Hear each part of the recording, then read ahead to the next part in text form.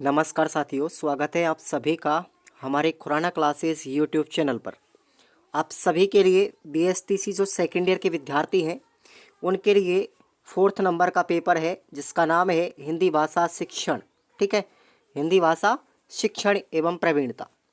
तो इस पेपर को आप लोग पढ़ेंगे और ये अपना हिंदी का पेपर है। एक चीज़ मैं आपको बता दूं साथियों, अगर आप लोग इस पेपर को ठीक से पढ़ के जाओगे ना तो आपको इंग्लिश में इतनी दिक्कत नहीं आएगी, क्योंकि आपको सिर्फ इसका इंग्लिश ट्रांसलेशन ही तो करना है। हिंदी वाले पेपर का सिर्फ वही प्रश्न है जो इंग्लिश के माध्यम से पूछे जाते हैं, कोई डिफरेंस नहीं मिलता।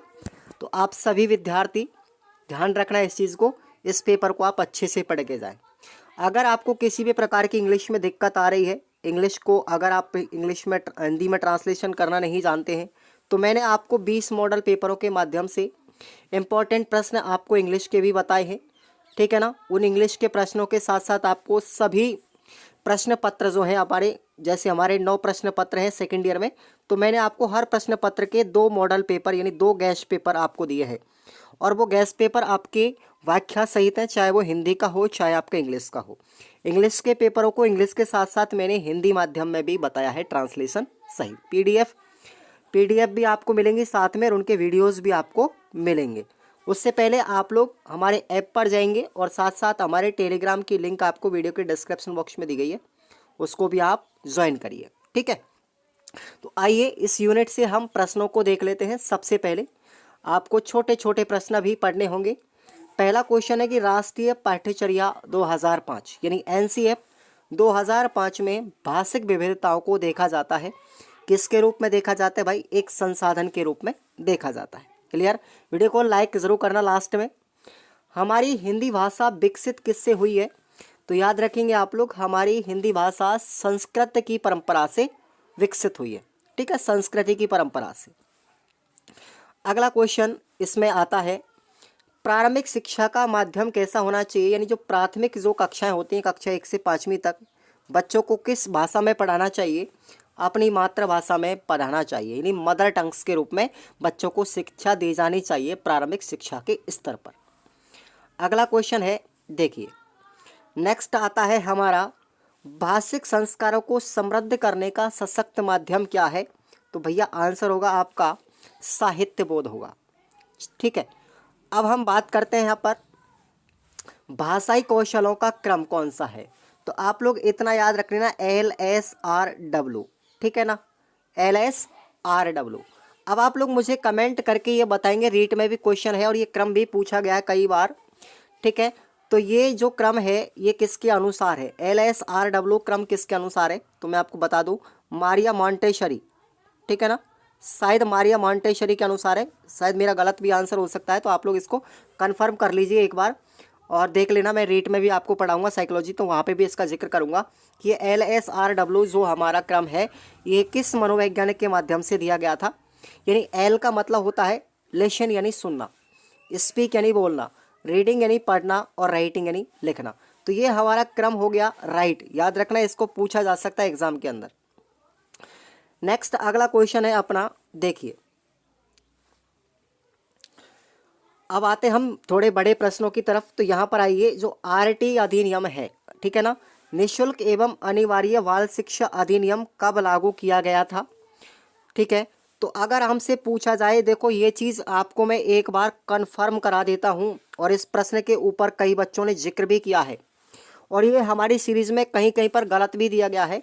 अगर RT अधिनियम 2011 की हम बात 2009 की बात करते हैं, RT अधिनियम 2009 वाला। ठीक है, तो अगर आपसे पूछा जाए कि इसको देश में कब पारित किया गया था पूरे भारत के अंदर, तो 1 अप्रैल 2010 को पारित किया गया था। जम्मू कश्मीर राज्य को छोड़ देना भाई, जम्मू कश्मीर को छोड़ देना, क्योंकि उस समय पर जब इसको लागू किया था उसमें 370 धारा लगी हुई थी, इस वजह से।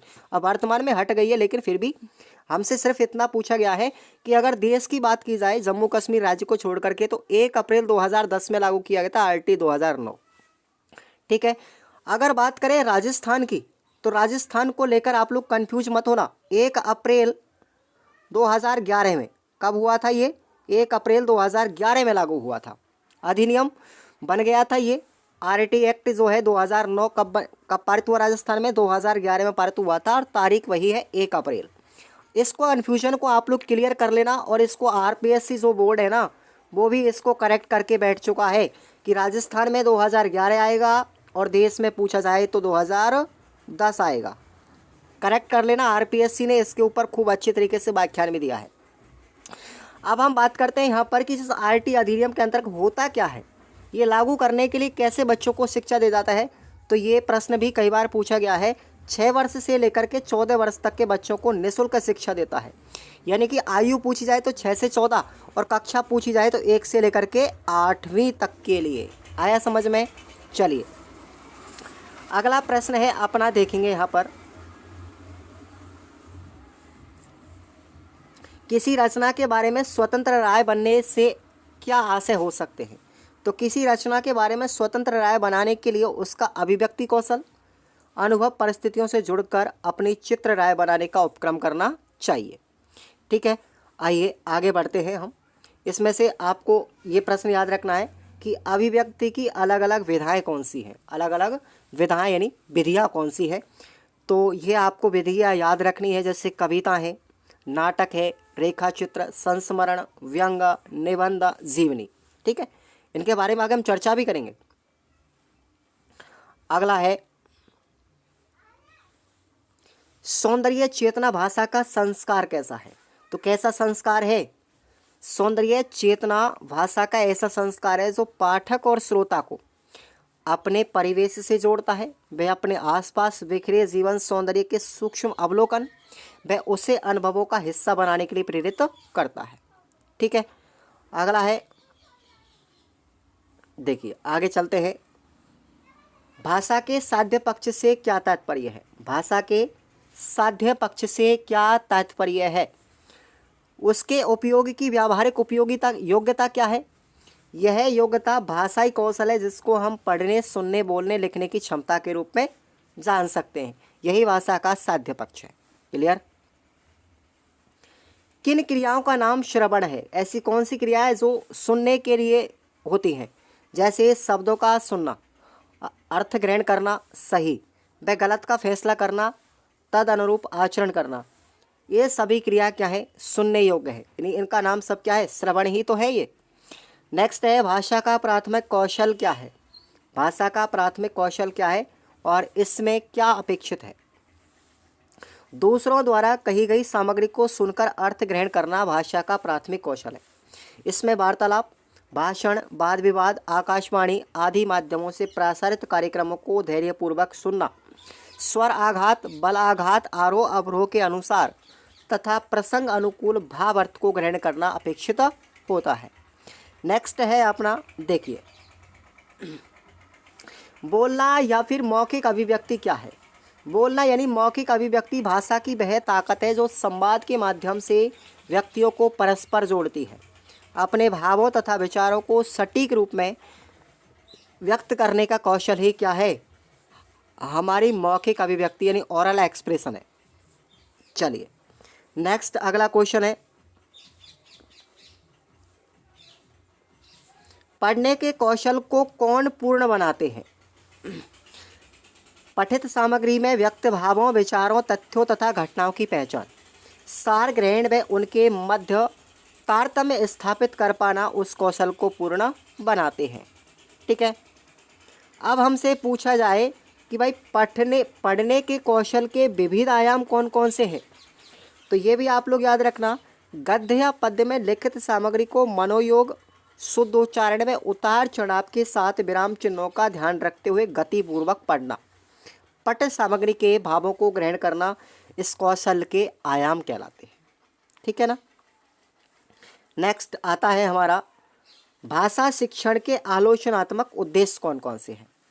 ठीक है, देखिए भाषा शिक्षण के आलोचनात्मक उद्देश्य हैं पठित विषय वस्तु का विवेचन, विश्लेषण व अन्य रचना से तुलना करना, समीक्षा करना, पाठक के रूप में पसंद को निर्धारित करना, रचना विशेष के कथ्य अथवा शिल्प से प्रभावित होकर उसकी सराहना करना। ये सब क्या है? आलोचनात्मक उद्देश्य हैं भाषा शिक्षण के। नेक्स्ट है अपना, अब देखिए यहाँ पर आगमन और निगमन विधि, ये आप लोग शिक्षण की जो विधियाँ होती है ना, ये भी आप खूब सारी पढ़ेंगे रेट के अंदर।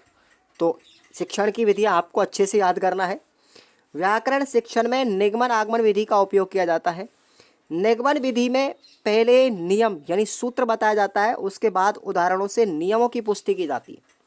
जबकि आगमन विधि की अगर हम बात करें तो पहले उदाहरणों के द्वारा नियम का पता लगाकर उसका निर्धारण करते हैं और बाद में सूत्र की स्थापना की जाती है। सूत्रों के द्वारा व्याकरण शिक्षण निगमन विधि होती है। तो ये आपको याद रखना है भाई, ठीक है। अब आते हैं हम थोड़े बड़े प्रश्नों की तरफ, जहां से आपको नंबर अच्छे मिलने वाले हैं। भाषा शिक्षण के उद्देश्यों पर संक्षिप्त में प्रकाश डालिए। यानी भाषा शिक्षण के उद्देश्य कौन कौन से हैं। तो पहला उद्देश्य है सार्वजनिक जीवन के संपर्क के बृहद अनुभवों के अनुरूप भाषाई क्षमता अर्जित करना, पहला उद्देश्य। दूसरा है कि स्वतंत्र अभिव्यक्ति कौशल, दूसरों के अनुभवों से जुड़ना और उसके परिप्रेक्ष्य में चीज़ों, स्थितियों, घटनाओं की समझ की क्षमता का विकास करना। तीसरा है उद्देश्य की रचना के तत्वों को समझना, वे शब्दकोश, साहित्य कोश आदि देखने का कौशल विकसित करना। तो ये आप लोग 3 उद्देश्य याद रख लेना, बहुत है, ठीक है भाई। नेक्स्ट आता है हमारा अभिव्यक्ति परक उद्देश्य के कोई 5 व्यवहारगत परिवर्तन, ठीक है। तो देखिए, व्याकरण की दृष्टि से सही भाषा का प्रयोग कर सकेगा, अपने विचारों को स्पष्ट रूप से लिख सकेगा और शुद्ध वाक्य का पठन कर सकेगा, उचित विराम चिन्हों, शुद्ध वर्तनी का प्रयोग करते हुए लिख सकेगा, वह भाषा में सौंदर्यपन ला सकेगा और प्रसंग अनुकूल भावों तथा विचारों की अभिव्यक्ति हेतु रचना के किसी विशेष रूप का चयन कर क्रमबद्धता बनाए रख सकेगा। आप इनको याद कर लेना, 5 पॉइंट बहुत है आपके, ठीक है ना, और 5 ही पूछ रहा है। अब हम पढ़ते हैं थोड़ा सा एनसीएफ के बारे में, ठीक है। एनसीएफ 2005 में भाषिक विविधता को समस्या के रूप में क्यों नहीं लिया जाता, अर्थात एक संसाधन के रूप में होती है ये, क्यों, इस कथन से आप सहमत हैं या नहीं, प्रश्न ये भी आ सकता है। तो देखिए, एनसीएफ 2005 में भाषिक विविधता को समस्या के रूप में नहीं लिया जाता, बल्कि एक संसाधन के रूप में देखा जाता है। रोजमर्रा का अनुभव यह बताता है कि विद्यालय में औपचारिक शिक्षा की शुरुआत से पहले अधिकांश बच्चे सैकड़ों शब्दों के साथ भाषा की जटिलताओं तथा नियमों से परिचित हो चुके होते हैं। भाई घर पे भी तो हम कुछ ना कुछ सीखते रहते हैं ना।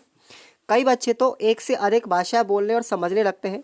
मसलन राजस्थान प्रदेश के बच्चे स्कूल तक आते आते राजस्थानी भाषा और हिंदी भाषा के प्रयोग की क्षमता हासिल भी कर लेते हैं।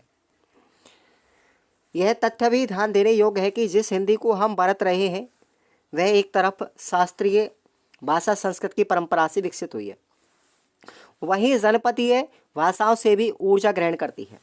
बच्चे की मातृभाषा को नज़रअंदाज करने की चेष्टा एक तरफ से उसके व्यक्तित्व की स्वाभाविक प्रगति को अवरुद्ध करना है। इसके बरक्स यानी विपरीत, इसके विपरीत उसकी सहज समझ में अपने घर परिवार आस पड़ोस के अर्जित भाषा को आधार बनाकर हम उसे अपने परिवेश से सफलतापूर्वक जोड़ सकते हैं।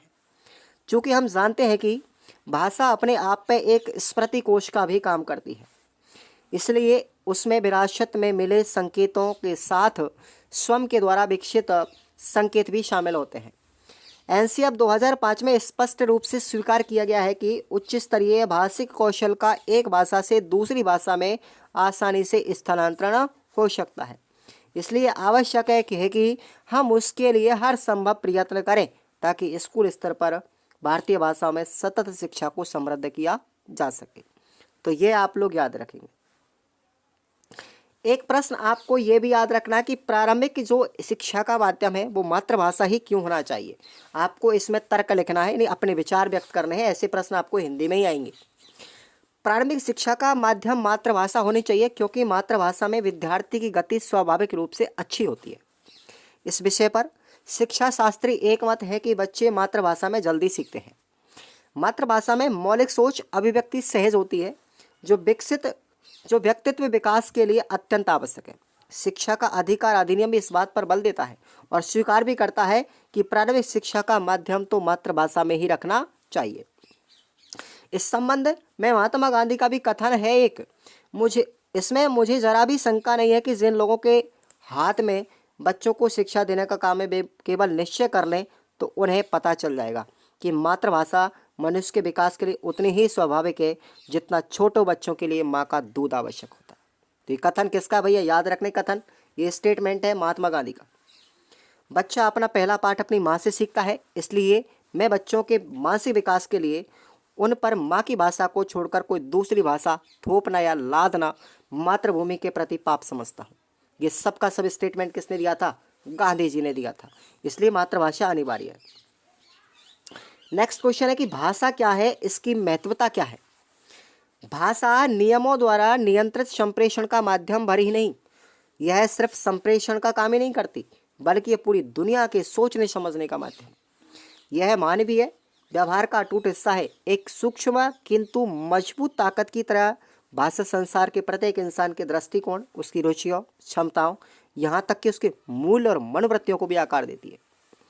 अपने दिन भर की तमाम गतिविधियों को अंजाम देने के लिए हम सोचते हैं, महसूस करते हैं, तर्क देते हैं, विश्लेषण करते हैं, चीज़ों से जुड़ते हैं। हम ये सभी काम अपनी भाषा के माध्यम से करते हैं। इसे इस तरह भी कहा जा सकता है कि भाषा सिर्फ कहने और सुनने का नहीं, अपितु सोचने, समझने, अवलोकन करने, विश्लेषण, तर्क करने और जीवन को प्रस्तुत करने का काम भी कौन करती है? भाषा करती है। तो ये भाषा के उपयोग आपको पढ़ लेने भैया अच्छे से, ठीक है।